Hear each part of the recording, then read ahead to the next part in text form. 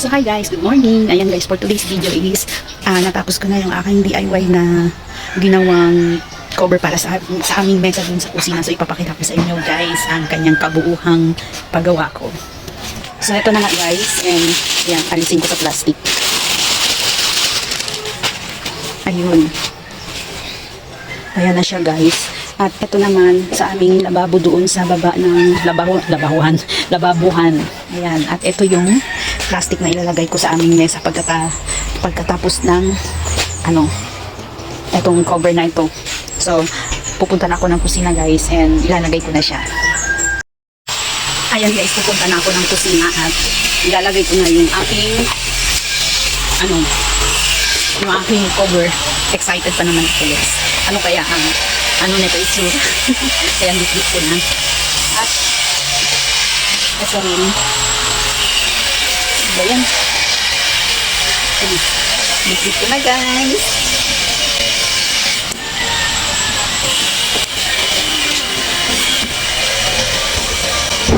Lalagay ko.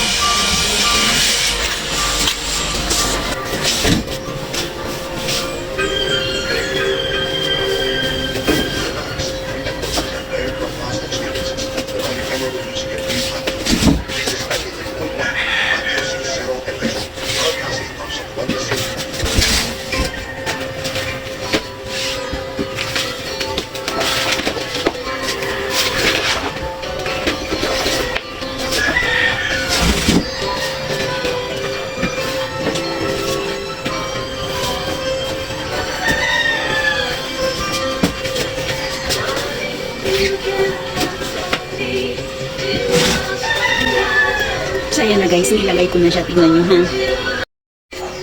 So ayan na guys, ang result ng aking ginawang DIY. Ayan.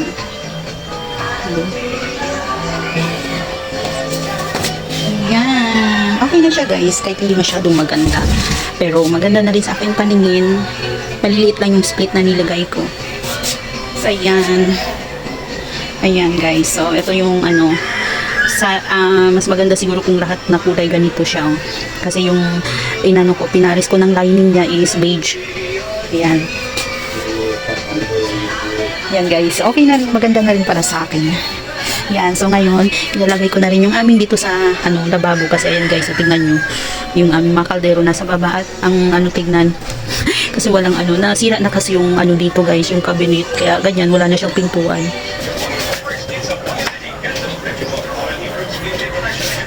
We go tell you.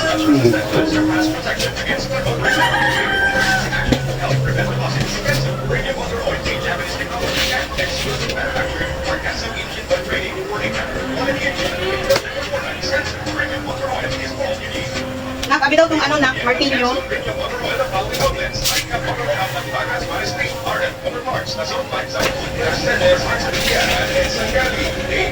Hardware na kamaluhay. That's motor parts and vulcanizing shop na Buhala. Each yung motor parts and accessories na Kuyanan. Rose Motor Shop and Accessories na Barangay Susuran. Vince Store. Bon! Martilyo daw! Motor parts na Kuyanan. Martilyo, babe! Martilyo ba? Martilyo!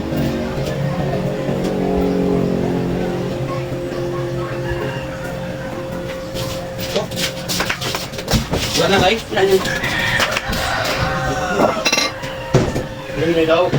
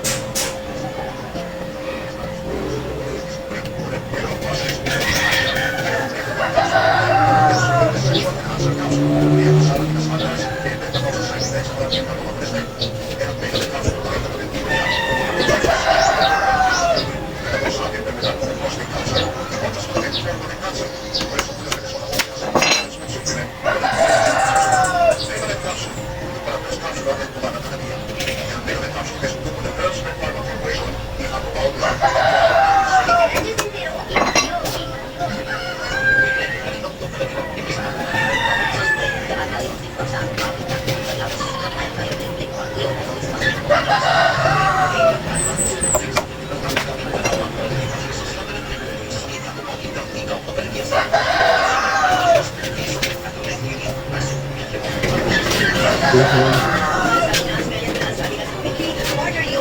ikaw magamit, ibang bilog eh.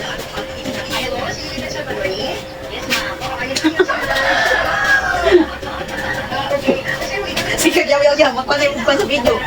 Ha? Sa video ko. So, ayun.